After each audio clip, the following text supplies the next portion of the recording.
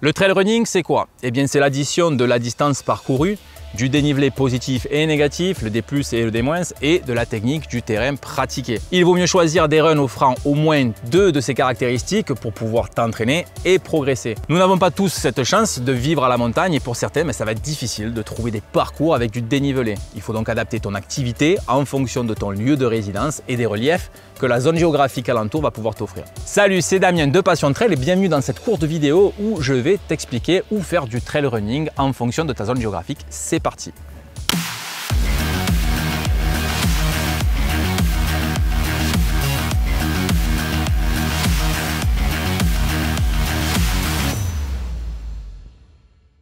On démarre tout d'abord avec les zones de moyen et de faible dénivelé, comme les trails de campagne ou de littoral. Alors c'est difficile de trouver du dénivelé dans certaines zones géographiques de la France. Du coup, il va falloir chasser la moindre zone offrant un tant soit peu de dénivelé autour de chez toi, comme des escaliers, des pentes, des échelles. Si tu n'as pas cette chance, tu peux éventuellement t'entraîner sur un tapis de course dans une salle de sport ou chez toi, si tu as la chance d'en posséder un, sur lequel tu pourras régler l'inclinaison. Donc tu pourras par conséquent travailler le dénivelé positif, mais malheureusement pas le négatif.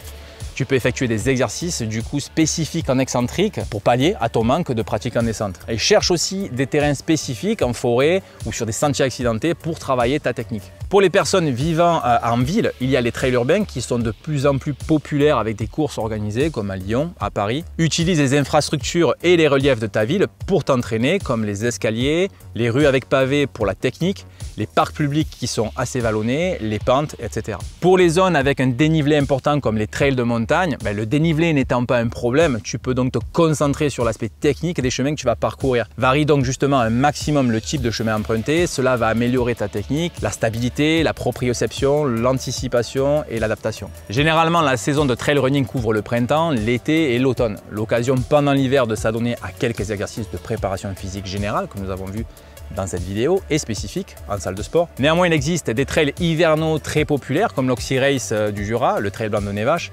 Ces trails blancs ont souvent la particularité d'offrir d'importants dénivelés et permettent de courir sur la neige, ce qui change un petit peu la donne. Et voilà, c'est tout pour cette petite vidéo. J'espère que ça t'a plu. Si c'est le cas, un petit pouce bleu, ça fait toujours plaisir. Tu peux t'abonner à ma chaîne YouTube pour être tenu informé des prochaines vidéos qui seront postées, me suivre sur les réseaux sociaux, Facebook, Instagram, me poser toutes les questions que tu désires dans les commentaires ci-dessous, je me ferai un plaisir d'y répondre. On se dit à bientôt pour une prochaine vidéo. D'ici là, n'oublie pas, ne reste pas en bas, prends de la hauteur. Salut, ciao!